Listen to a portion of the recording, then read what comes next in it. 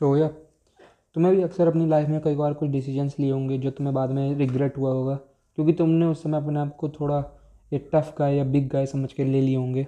But बाद में तुम्हें रिग्रेट हुआ होगा कि तुमने ये डिसीजन क्यों लिया बहकावे में आकर अपने ईगो के। तो यस, आज हम लोग आज हम लोग बात करने वाले हैं कि कैसे फ्यूचर में तुम ये सारे डिसीजंस ना लो।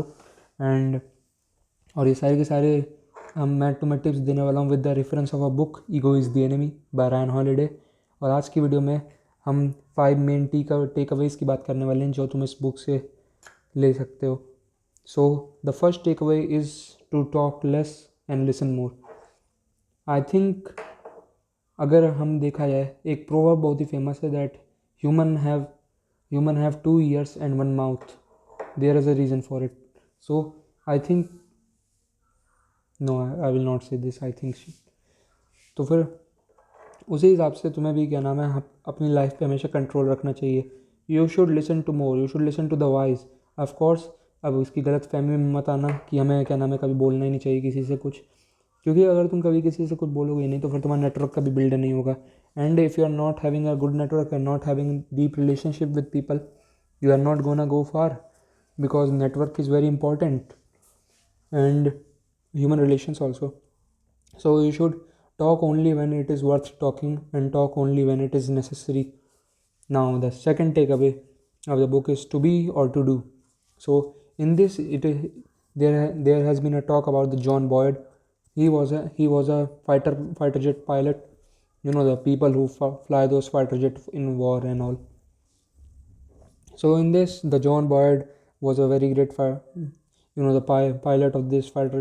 I will say I will refer him as a pilot, because I don't know the exact word of the fighter jet, the people who fly those fighter jets.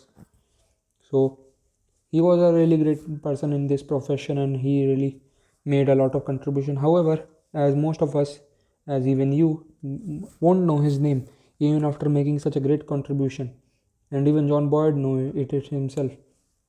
And thus, when when we study when he was going to retire, at his ceremony, at the farewell ceremony that the people have, the John Boyd has got an opportunity to speak. And when he spoke, he told his all of the juniors that there will be always a call for them. And इस call में हमसे दो चीज़ें पूछेगी, या तो तुम कुछ बन सकते हो या तो तुम कुछ कर सकते हो। एंड इन्हीं दोनों के बीच में हमें चॉइस लेनी होगी, और ये कॉल हमें हमेशा आती रहेगी, लाइक नॉट हमेशा, लेकिन कभी ना कभी ये कॉल हमें आके हिट करेगी। तो हमें उस समय के लिए हमेशा प्रिपेयर्ड रहना चाहिए कि अगर कल को तुमसे ये पूछा जाएगा कि तुम्हें कुछ बनना है या फिर तुम्हें कुछ करना है, तो तुम्हें उस कॉल के आंसर के लिए अपने आप को प्रिपेयर्ड रखना चाहिए।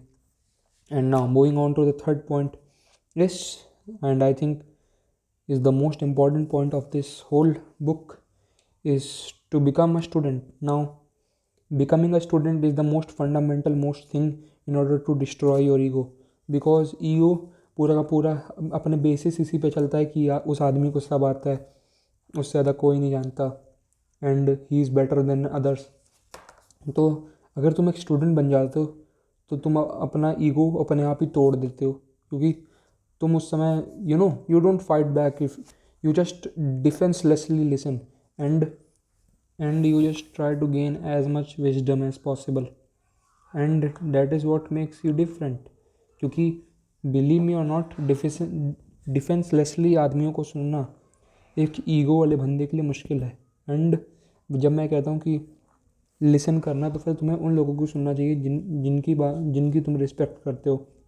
इसका मतलब ये नहीं कि तुम बस 2-3 लोग ही चुन लो और उन्हीं से बस ये सब करो। You should talk to everybody, but एक ना एक पॉइंट पे तुम्हें, इसको लेकिन गलत मत समझना, बट एक ना एक पॉइंट पे तुम्हें पता लग जाएगा कि कौन सा पर्सन है जो वर्थ है टॉक करने के लिए तुम्हारे लिए, और कौन सा पर्सन वर्थ नहीं है टॉक करने के लिए। And at that point you should make kind of a distinction between what kind of person you should take seriously and should ask with him. of course ये नहीं कि सिर्फ हमेशा उससे विजडम ही रहो, उससे भी अच्छे से बात करो, उसके साथ भी enjoy करो and all, but you should know the difference between them and should stay with the wiser man more time. Now the fourth point is get out of your own head. तो तुमने भी अक्सर देखा होगा, no ये actually में अच्छा point नहीं उतना, नॉट टॉप 5 पॉइंट्स के अंदर तो नहीं लाऊंगा। The danger of early pride. So whenever we are growing nowadays, अक्सर हम लोग देखते हैं कि जब हम थोड़ा सा सक्सेसफुल होने लगते हैं या फिर हम जब कुछ थोड़ा सा एस्पायर करके हमें कुछ थोड़ा सा रिजल्ट मिलने लगता है, तो हम सोचते हैं कि that we have become something more. And if we just keep doing this, जैसे एक साइकिल पे जब हम पेडल मारते हैं तो फिर जब पेडल मार देते हैं फिर वो पेडल आ गया था, फिर से साइकिल को घुमाते रहते हैं। हम भी सोचते हैं कि अगर हम इसी में लगे रहेंगे तब भी हमारा सक्सेस मिल जाएगा। तो एक्चुअली में ऐसा नहीं होता। It is not like a cycle, you have to update yourself. अगर तुम अपने आप को रिस्ट्रेन नहीं करोगे एंड तुम इस अर्ली प्राइड में घुसते चले जाओगे तो you will find your self कि तुम अपने आप को आगे नहीं बढ़ा पाओगे। And you should always be a student, this is the previous point. Now at the last point of this video, and it is none other than draw the line. So this chapter mainly talks about having a boundary. By the boundary I don't mean something like in order to let something not, it is like a do's or don'ts you have to make in your own life. क्योंकि अगर जब तक तुम्हारी life के खुद के dos और don'ts नहीं होंगे, अब डूज और डोंट्स से मेरा मतलब ये नहीं कि क्या तुम्हें करना चाहिए क्या नहीं करना चाहिए, बट तुम्हारे अंदर एक फ्लेक्सिबल सी एक काइंड ऑफ अ लॉ होना चाहिए कि तुम क्या चीज़ें अपने लाइफ में अलाउ करोगे लोगों को करने के लिए और क्या चीज़ें अलाउ नहीं करोगे। And that is what the boundary is known as.